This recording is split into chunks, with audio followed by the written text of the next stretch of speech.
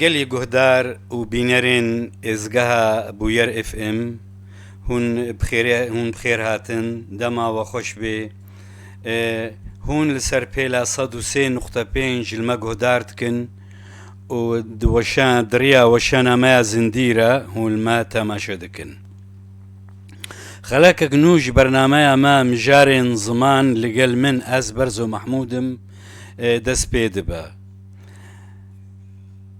قصورة ما عفو كن براستي هناكي شاشين تكنيكي تشيبون هناكي بدرن كات المناجرن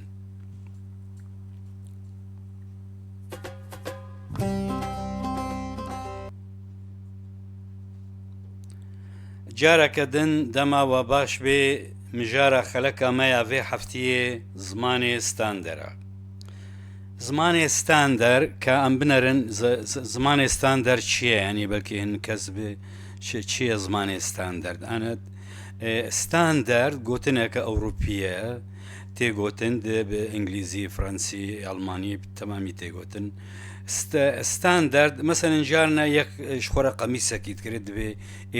ستاندرد يعني وقت مثلا بينج يا تشار يا شش نمرك هيا انه القلق انساناتي زمان جي بفيرنجي يعني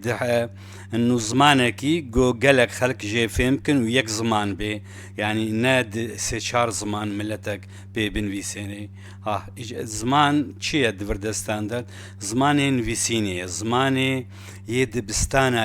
یه صفحه که بگره حتی دوزده حتی تهری زانینگه زمان زانینگه زمان زانیاری بگشتی زمان مثلا راپورتا که تبنویسینی جهتك حكومية مثلا ناچاري بفي زماني بنس يعني زمانك ايضا وستاندنيا بشكل كي خير وقت بفرمي يعني بيتر بكارتي زماني تلفزيونيا اي راديويا اي قالك مثلا يعني دجانا خلكي دا بكارتي بونمونا ام بي ماتماتيك يا مثلا فيزياء يا كيمياء افانا حموجي بزمان ستاندر تنفيسين باشا ملتن ديتر يعني ام الوقت تجربة خلكي يعني ام ببينن يك آدي ترجي زماني كردي كحتى چه درجة بويا ستاندر يعني براستي قالك قوتن يعني قالك اشتغالي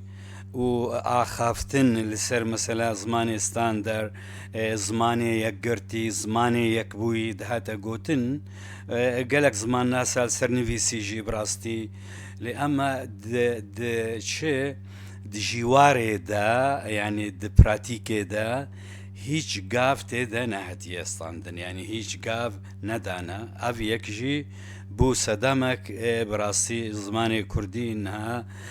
دما ايرو دا شونا انه السدم انه امتنند مثلا سياسي جي كرد ملتكي بدولتا افياجي قلك تعدا قلك ازاري جزفي زماني را هاتا ديتن يعني زمانكي بيرجي قلك استنجيا بو جبركو مسلاتش زمان يعني بيد دولت نبون يعني حياة كاربن في مسألة يعني كرد دولتها وهبانا يكاربانا تشتكي بكن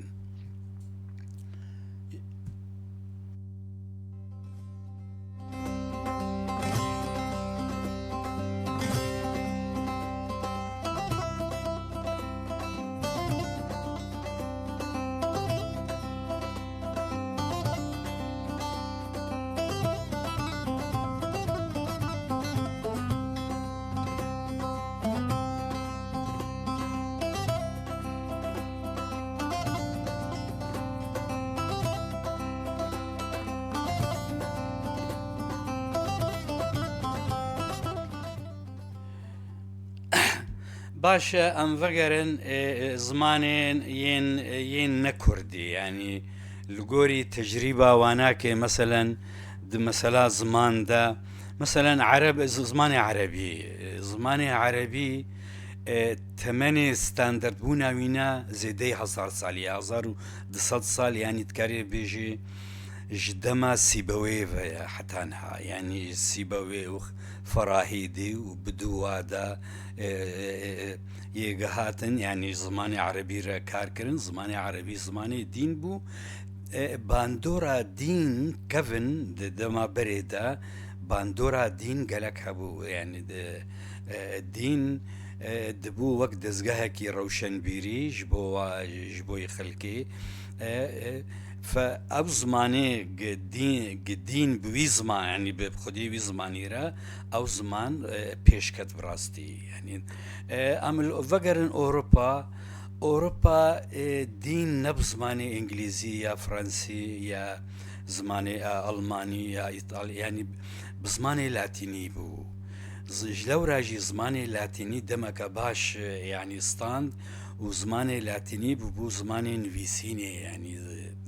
لو ما دو أوروبا دا زماني مثلا بإنجليزي ألماني فرنسي يعني تكاري بالصدي حفظ صالح حفظها في بيدا هدي يعني قافن تيدا فدان حتى أقو بيشكت يعني هدي حتى فرهنج يعني فرهنج يعني تشيبونجي دس بيكي أو جيت قرني حفظها شازادة دس بيبو يعني زمانی کوردی ئەم بەگەرن زمانی کوردی دەستپێکا قرنی بیستادا نو براسی ئەو مەسەلا هەنێکی پشتی ڕۆژنامە کوردستان دەرکەت ڕۆژنامە کوردستان براستی زمانی کوردی ji زمانی ئاخافتنێ یعنی وەک بێ زمانی سەرزاری گوهارتە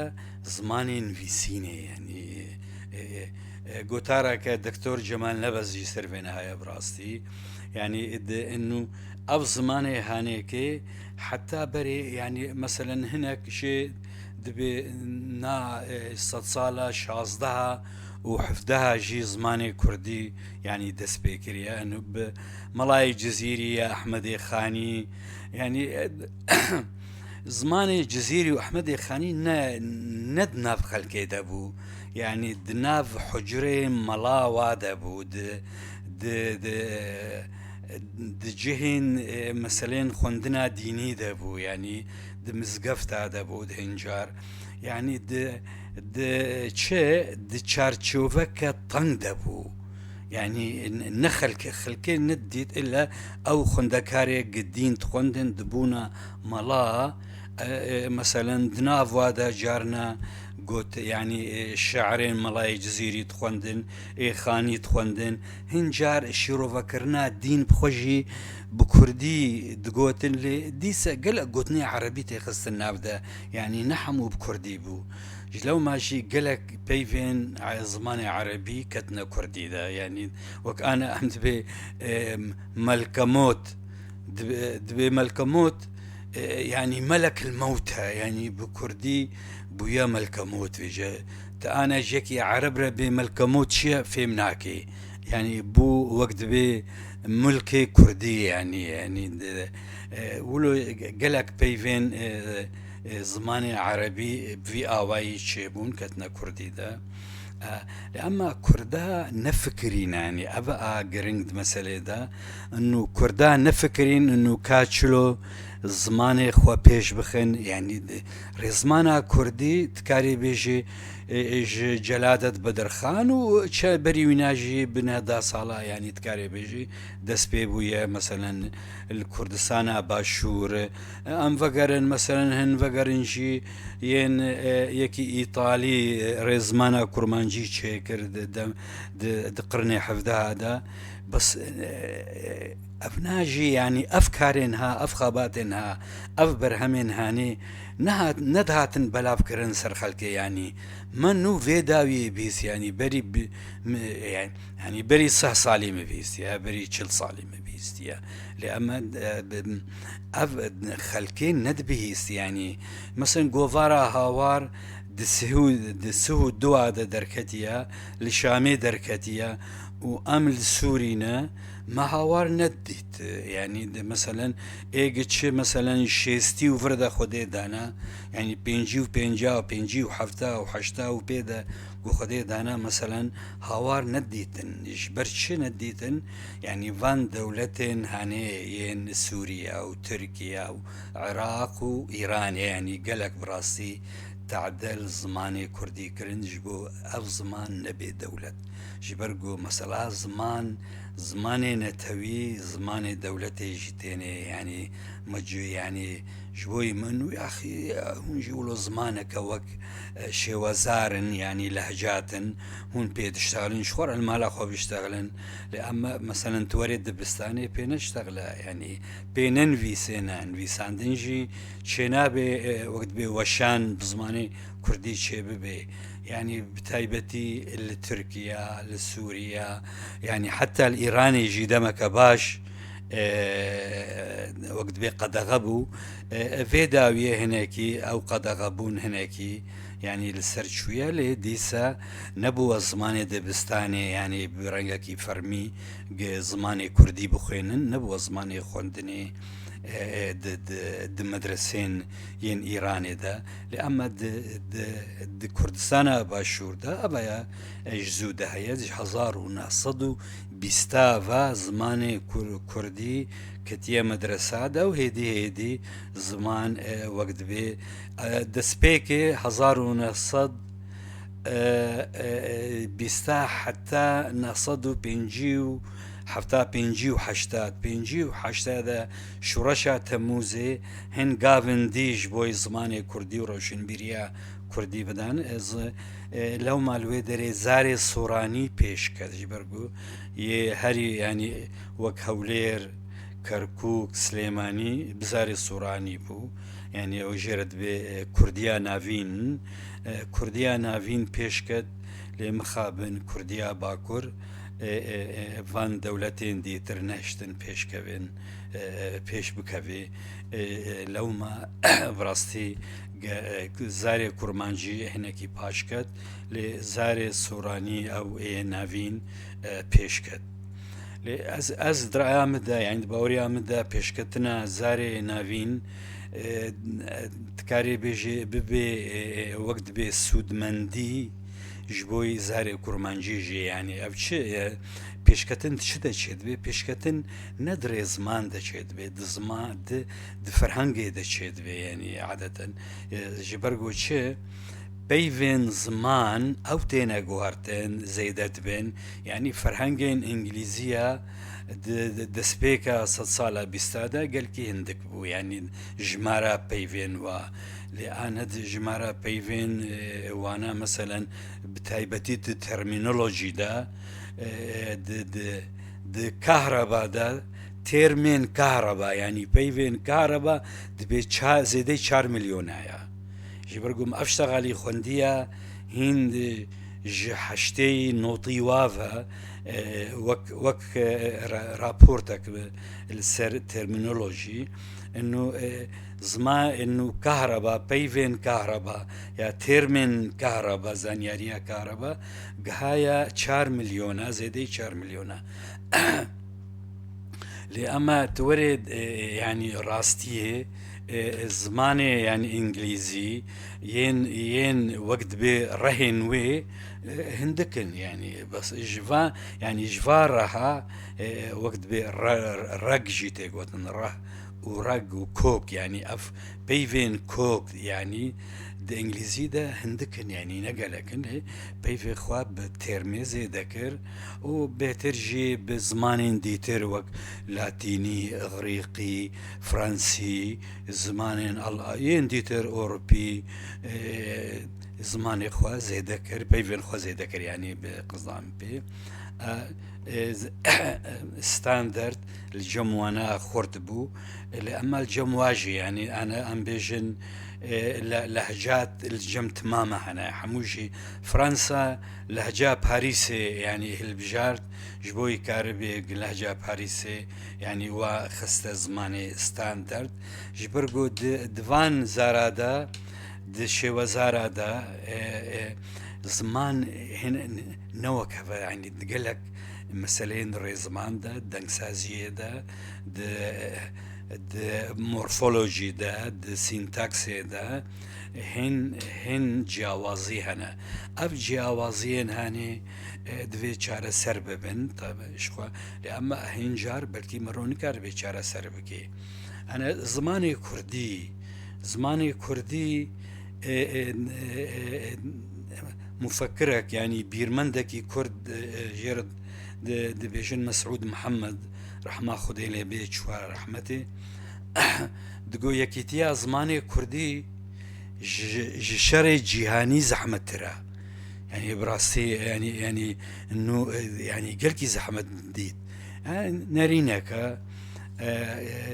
لأزبلكي يقولوا نبينم يعني أبنارين جبرقو تشهيا يعني أنا دا عربي دا زماني إيه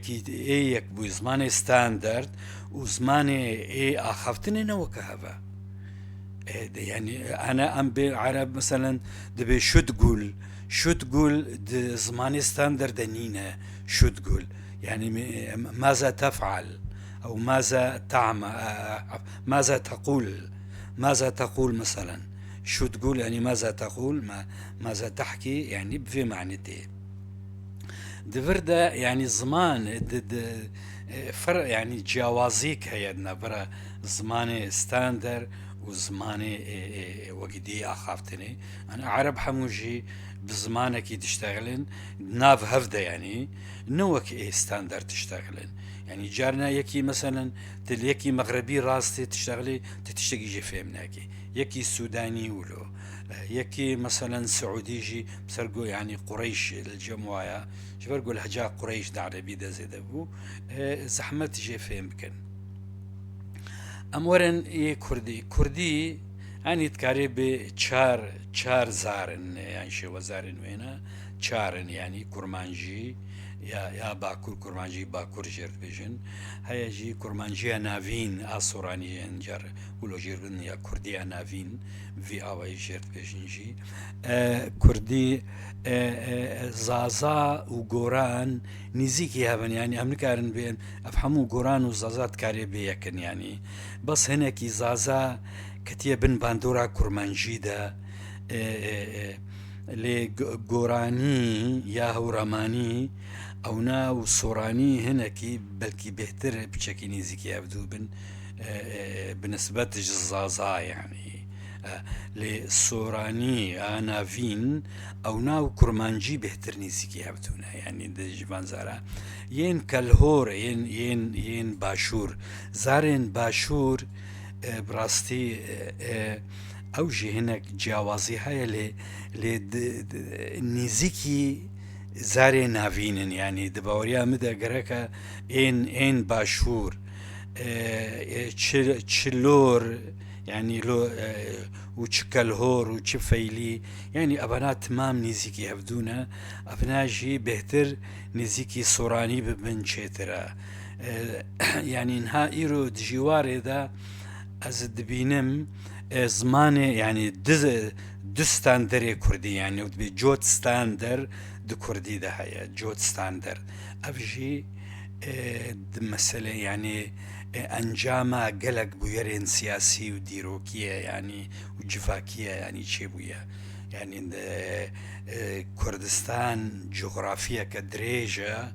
أو جغرافيا هنيكي قلق زمانين دي ترجي باندور ليكرنا مثلا زمان فارسي جالي لوريان و تأثير ليكريا زمان عربي آرامي ويجي باندورا خوال سر سوراني كريا زمان كرمانجي زاري كرمانجي بهتر ين أرمني وآرامي أرمني وسرياني وتركيجي بلكي تشتن نعم وتشت لأما تشد تشتن هنا در زمان دا تايبتيك وهايت كرمانجي دا سوراني دا أو تايبتي جي هيا أف تايبتين هني تشد بنيا خوي كوردا يكن لد بنيا خوي سرابيلكي دا سرابيلك يعني سطحي أو سرو تكاري بيجي سرو دا نوا كافن د آلية يعني بنروفا يعني بن بنيفا كوراتيا ويفا يكا لأما سرا دا يعني دنسازية دا مورفولوجي دا نوك هوا اف يكا هنيجي براسي هناكي يعني بروبلمان شيت كي زماني كرمانجيرا لأس باوريا مدا انه كرمانجي وصوراني انا وكا دستاندرد اما دوي قناغي دا هبانا باش بو يعني نبي سي و چار هناكي براسي مثلا كرديجي ولو هناكي لاواز دبي قالي قهداران في اواي ام هاشتن داويا في خلقي از هيفي دارم خلقا نو ومجاركا نو وكيف خشيه بمينن سباس